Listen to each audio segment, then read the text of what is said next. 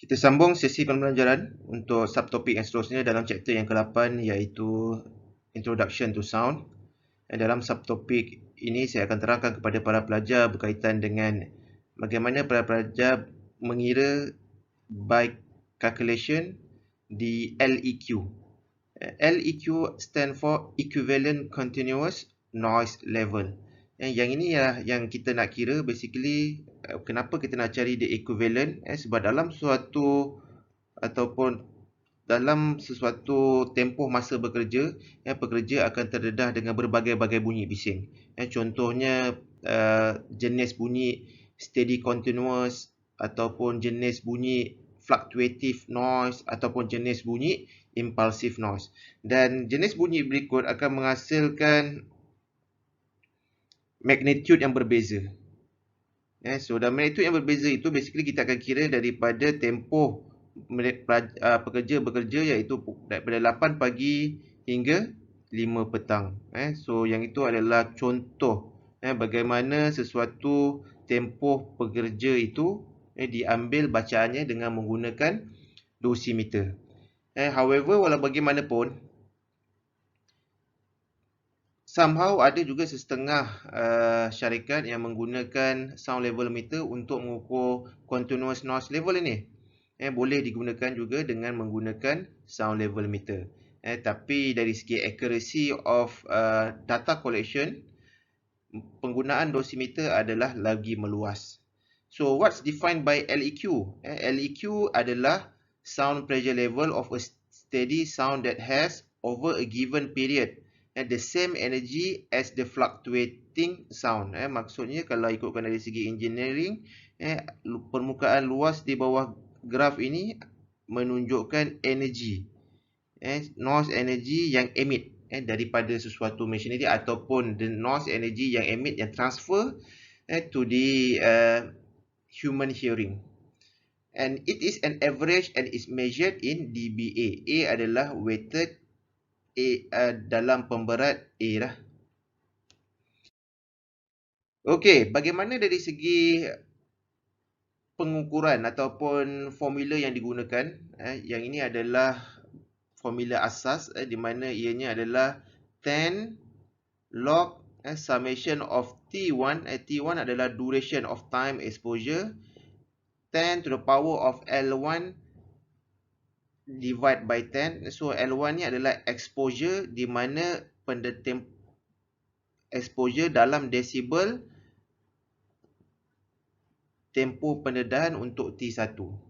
Okey, untuk T2 adalah pendedahan yang kedua. Contohnya L2 ini adalah 90 dBA dan pekerja terdedah selama 8 jam ataupun selama 1 jam. So ianya bergantung kepada jumlah tempoh masa. Sebab tu kalau ikutkan daripada sini, T1 adalah time at L1 dBA, T2 adalah time at L2 dBA dan T3 adalah time at L3 dBA. So ianya bergantung kepada magnitude of the noise level as well as the duration of time exposure. So capital T maksudnya adalah total time over which the LEQ is required. Contohnya dalam case ini, for example T1, T2 dan T3, kita ambil yang ini adalah T1 ni adalah 2, T2 adalah 3 jam, T3 adalah 3 jam. So 3 tambahkan dengan 2 tambahkan dengan 3, so the total adalah sama juga dengan capital T which is 8 hours lah.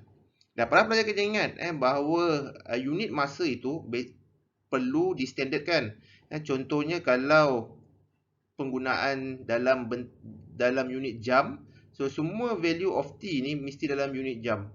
Tak boleh kalau T1 ni dalam unit jam, T2 itu dalam unit minit. Kena make sure that kalau contohnya 30 minit kena convert jadi 0.5 jam. Okay, example number 9. Dalam example number 9, pengiraan di LEQ over an 8 hours telah diberi bahawa capital T adalah 8 hours. T besar. For a day, for workers exposed to the following noise level and the duration. Dia dah bagikan lah berapa magnitude dan berapa tempoh pendedahannya. Contohnya untuk kes ni DBA 94. Exposure time duration adalah 3 jam. Exposure 89 dan duration of time dia adalah 2 hours. Exposure 98 dBA. Exposure time adalah 0.5 hour. Dan exposure 83. Tempoh pendedahan adalah 2.5 jam. So kalau tambahkan ke semua time ni, kamu akan dapat 8 hours. 8 hours.